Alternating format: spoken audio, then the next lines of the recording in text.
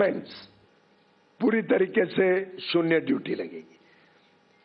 Pharmaceutical products, जो भारत से दवाइयां बड़े रूप में जाती हैं, लगभग $13 बिलियन की, उस पे शून्य ड्यूटी लगेगी।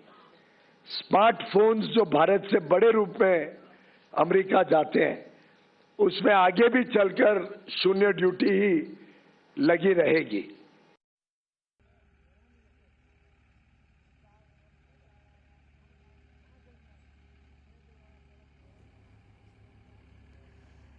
तो एक ग्राफिक्सના માધ્યમથી એ તમામ વસ્તુની જાણકારી પણ આપી કે જેની યુએસમાં શૂન્ય ટેરિફ હશે। આપ જુઓ, દવા, મસાલા, ડાયમંડ અને જેમ્સ, સ્માર્ટફોન, આ તમામ બાબતોમાં યુએસમાં શૂન્ય ટેરિફ રહેશે।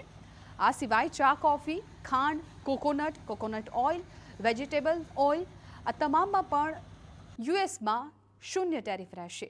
આ સિવાય કાજુ, કેળા, કેરી, પાઇનેપલ સહિતના ફળ, મશરૂમ, શાકભાજી, તેમાં પણ કોઈ ટેરિફ નહીં લાગે।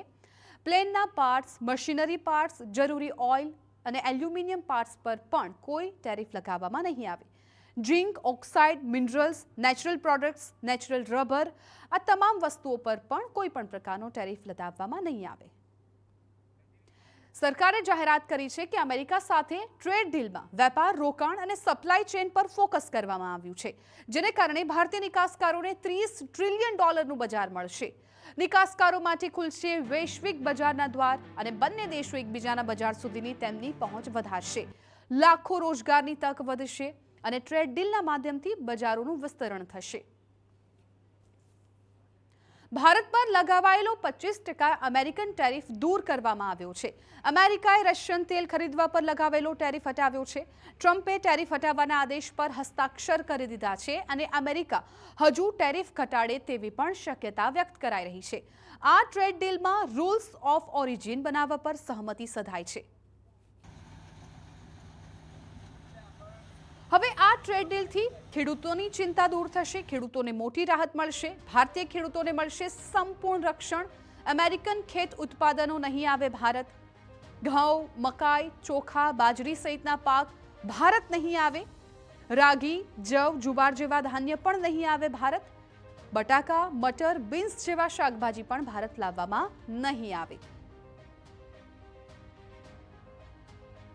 હવે ડેરી ઉદ્યોગને પણ મોટી રાહત મળી છે, તેની પણ વાત કરી લઈએ। અમેરિકન ડેરી પ્રોડક્ટ્સને ભારતમાં નો એન્ટ્રી। दूध, दही, छाश, माखण, घी, क्रीमनी भारतમાં આયાત નહીં થાય। પનીર, ચીઝ, બટર ઓઇલ અને વે પ્રોડક્ટ્સ પણ નહીં આવે ભારત।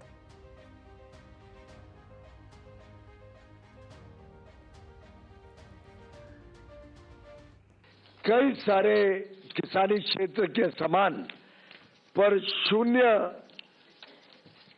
कोई लाभ भारत में इंपोर्ट करते हुए दिया गया है। कोई लाभ नहीं दिया गया, कोई रियायत नहीं दी गई है।